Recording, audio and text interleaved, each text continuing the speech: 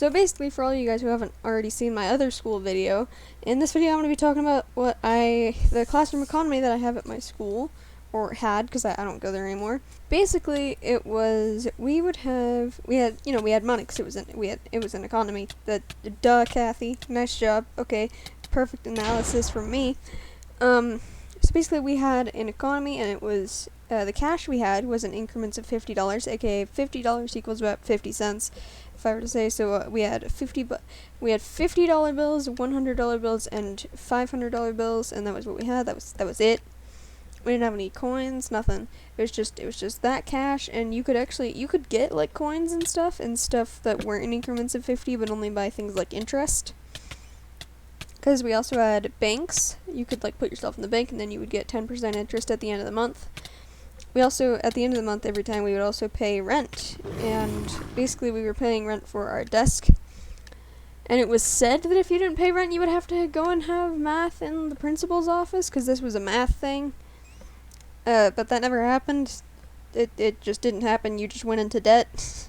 Another thing that you could do was you could buy your desk instead of having to pay rent, which is always a good idea. I was one of the first people to buy my desk. And you could take out loans, like in case you couldn't pay rent, you would have to take out a loan, and then you could pay it, but then again you'd have to pay off the loan. I never took out any loans because I was intelligent, and we didn't have any credit things, so that was how that worked. We also had auctions, if you don't know what an auction is, I'm not explaining it to you, you can look it up. I trust you. You have at least a little bit of a brain. Come on, please. Please let me trust my audience to have at least half a brain. But yeah, I never spent any money at the auctions. I actually ended up being one of the richest people there, which I always thought was really funny, because I was, in my school environment, I was one of the poorest people there. Most people had more money than me, most people were more well off in real life, and then when we got to the school economy, in which we actually had to charge over our own money, all of the rich kids were broke, in debt, like that kind of thing, and then I was so rich. I just thought it was ironic that everyone who's rich in real life ends up being poor when they have to go take care of their own money. I just thought it was funny. Basically, the way that I ended up paying off my desk, which it was one of the things that allowed me to be as rich as I was that I didn't have to pay rent anymore, because I went and I paid off my desk in the very early months of the school year. Basically, what happened was there was this kid who, this isn't his real name, but there was this kid named Oliver, and basically, during October, Oliver approached me with a deal, and he said, "So Kathy, I need $900 right now to pay off my desk." And he was like, "I'll pay you back at the end of this month. I'll pay you $1,200. That's 30% interest. Like, when I tell people that I made a deal with someone and he owed me 30% interest, people think I'm crazy. And you're like, why would you charge him that much? And I'm like, that was his idea. He wanted to pay me 30% interest. Like, I don't know. But he paid me. He actually ended up paying me. He bought his desk, and then he saved up all the money, and he paid me the $1,200 at the end of the month. And I actually went out, and there was this other kid named Anthony, who is also not his real name. There was this other kid named Anthony, and at an auction he had gotten this little thing that was 50, I think it was like 45% off any item, but he couldn't use it because he couldn't buy anything. There was just nothing he could use it for. And so he was like, "I'll give it to you.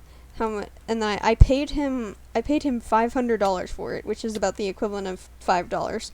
I paid him $500 for it, and this is all fake money, of course. But I paid him $500 for that, and I got like $1,800 out of it. It was kind of crazy, but yeah, I got a lot of money. I got a lot of profit out of all of those exchanges. I was really proud of myself. And then I paid off my desk. I didn't have to pay rent anymore. It was really fun. And basically shortly after that, there was an organization. So basically, in America, we're a capitalist society, right? And so what is the first thing that every single middle schooler there did when we heard there was an economy? We tried to turn it into communism. That wasn't a joke. We founded a communist society, the NCCS, the Non-Corrupt Communist Society. And we had classified documents, all of that crap, but they weren't really that classified because they were under our school emails. And the people we were fighting against were the teachers, so that doesn't make any sense. but it wasn't like a serious thing. We weren't actually mad, and we weren't actually trying to hide it, and the teachers didn't mind because it was all a joke. But it was also like, what do you mean classified documents? That's the teachers literally have access to those accounts more than we do. But yeah, we made like classified documents. We voted on things. We had members. We had associates. It consisted of like Oliver, the guy I made the deal with. It consisted of James, Ethan, Anthony, Aaron, Owen. I think that was it. And then there was a couple like other associates. We had people that would branch out further. They didn't get access to the classified documents, but they also couldn't vote on things. But only the members could vote on things, but the associates couldn't. Basically, it was just we made non-corrupt communism, which I don't understand. I'm not in the mood to get into a debate about what communism actually is, but yeah, we created a communist society. I was part of it just because I thought it was funny. There are a lot of things that I did that school year just because I thought it was funny. Like, for example, the kid Ethan that I mentioned in the list of people who were in the non-corrupt communist society, this kid named Ethan, he went and he had a plan. His plan, basically, he went and he took out a loan for, just to give you perspective on the amount he took out a loan for, we had to pay like $4,000 to buy our desk, right? And I think the most money that anybody in that economy had ever had was like $23,000. Like at any point in time. That was the richest anybody had ever gotten. He took out a loan from the bank, and because the teachers could just make up this money, it didn't matter how much money the bank had. That was another problem that the economy had, was that teachers would be like, add $500 to your bank log, and they had no cash to back it up. But besides that, basically, what would happen is Ethan took out this loan. He took out a loan for $150,000, which made him pretty much the equivalent of a billionaire, except it wasn't actually his money, it was borrowed money. Basically, the idea he had was that he would take out this money, essentially he would sacrifice himself. He would take out this money and then he would distribute it to other people. Like he would take that loaned out money and he would give it to other people so that they would be richer. And that's what he did. And he gave it to people. I think he gave it to Owen, he gave it to Aaron, people who were in debt. And it was like chaos. But the funniest part about it was that he needed a banker's signature in order to take out this loan. He went to his loan officer. The loan officer, had to sign it. The loan officer couldn't refuse. But however, his banker could refuse to give him that loan, right? Do you want to know who his banker was? It was me. I was his banker. And I let him take out the loan because I thought it would be funny. I was the most irresponsible banker ever.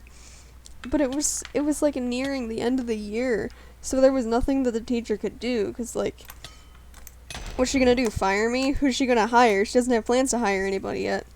We would have like hiring sessions, like it would be like, now we're hiring for jobs, and at times they weren't hiring for jobs, so like if she fired me, like, well, what were they gonna do, hire for all the jobs again? No, it would be a contest for one banker position, and I don't think that would end very well. But I signed this off because I thought it would be funny. That was the only reason that I signed this off. I knew this was a dumb idea, and I knew it wasn't going to work out because the teachers have, like, absolute authority, because it's still a school. The teachers have absolute authority. They're not going to let that slide. They're just going to make the money disappear. And that's actually what they ended up doing. They just made the money disappear. And then, Ethan went back to normal. Everything went back to normal. The people who received the money had that money just deleted from their bank logs. However, during this time period, we had another organization created called the PCS, the Post-Communist Society. And what is the first thing that we did when we founded that Post-Communist Society? We wrote the Post-Communist Manifesto. That was also not a joke. We made more documents and stuff. It was all under the name Post-Communist Society, except at this point in time, I was undercover. See, nobody knew that I was supporting the communists. I was a good capitalist citizen. I was a banker.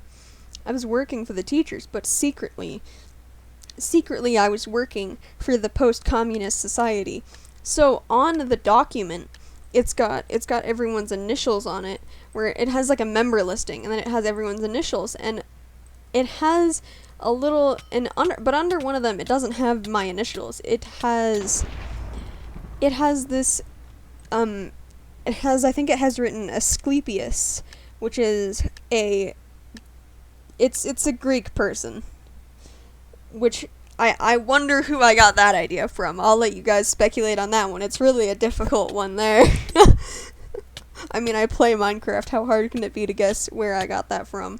But yeah, I became a spy, but nothing ever came from it because we were lazy children and also honor students trying to get good grades.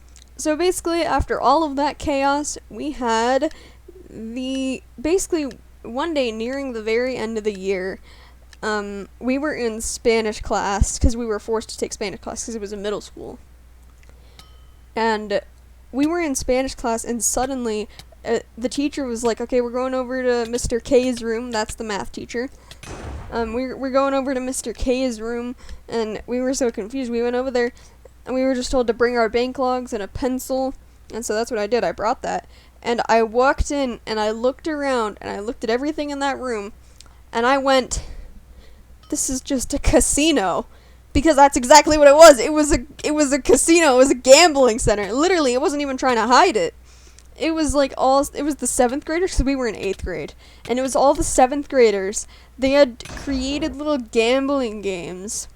And I looked around all over the place, and see, I was always smart with my money, so I looked at these gambling games, and there were some that were like, you put in money, you might get out something, you might lose everything, which is usually how gambling works. But there were also a couple games that were like, you can put this in and you'll definitely get this, but you may also get this. And so I only played those ones because I wanted to get something out of it. You know, smart Kathy. That's part of the reason that I was as rich as I was, because I didn't just go out throwing money at things going, well, I hope this works. And I don't know, I just didn't do that. But the last thing was, we had the end of the year final auction. At this point, it wouldn't matter how much money I spent, as long as I had that much money, because after this money was going to have no value, we weren't going to have any more rent, we weren't going to have any more utilities, nothing. It was just going to be spend all the money that you got. This is the final auction. I ended up only spending like $500, which was nothing. I had $7,000. It was crazy. But I would have spent like $4,000, except somebody outbid me while I was gone. So I didn't get to spend any money on that, and I ended up like only spending like $500. You want to know what I spent it on? I spent it on a can of Spam.